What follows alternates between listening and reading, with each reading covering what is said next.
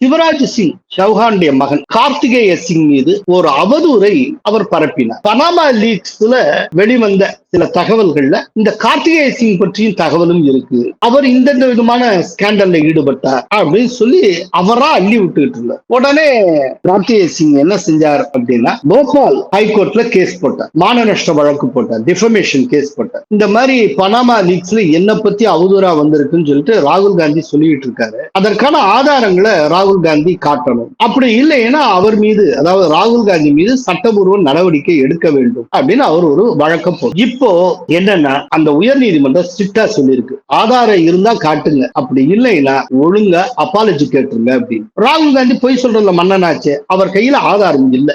போபால் ஹைகோர்ட்ல அவர் மன்னிப்பு கேட்டு விட்டார். இதுக்கு முன்னால அப்படித்தான், அதாவது ரஃபேல் தொடர்பான விஷயத்துல முன்னால அவர் ஒரு பொய்ய சொன்னார். என்னன்னா, மோடி ஒரு திருடன் என்று உச்ச நீதிமன்ற நீதிபதிகளே சொல்லிவிட்டார்கள் அப்படின்னு. அவங்க அந்த மாதிரி எதுவுமே சொல்லல. அப்புறம் நீதிபதிகளே கூப்பிட்டு விளக்கம் கேட்டாங்க. நாங்க சொன்னதா நீங்க சொல்லியிருக்கீங்க, எப்ப சொன்னோம், எதை நீங்க இந்த விதமா இன்டர்பிரட் பண்ணீங்க அப்படின்னு கேட்டார். அதுக்கு அவர் ஏதோ ஒரு பதில் சொன்னார். அதை உச்ச நீதிமன்றம் ஏற்றுக்கொள்ளல. நீங்க சொல்ற அர்த்தத்துல நாங்க பார்க்கவே இல்லை, நாங்கள் அவ்விதமாக சொல்லவே இல்லை, அதனால இதற்கு நிபந்தனையற்ற மன்னிப்பை நீங்கள் வழங்கியாக வேண்டும் அப்படின்னா. ஆனா சுப்ரீம் கோர்ட்ல நிபந்தனையற்ற மன்னிப்பை கேட்காமல் 2-3 தடவை இழுத்தடிச்சார். உச்ச நீதிமன்றம் கிடுக்கிப்பிடி போட்டதும் வேற வழியே இல்லாமல் உச்ச நீதிமன்றத்துல ரிட்டர்னா மன்னிப்பு கடிதத்தை எழுதி கொடுத்து விட்டு வந்தார் ராகுல் காந்தி. அதாவது ராகுல் காந்தி மாதிரி கூச்சமே இல்லாமல் பொய் சொல்லுவது, மன்னிப்பு கேட்பதற்கு கூச்சப்படாமல் இருப்பது, இப்படி ஒரு அரசியல்வாதியை வேற எங்கேயுமே பார்க்க முடியாது இந்தியால. அது ராகுல் காந்தி ஒருவர்.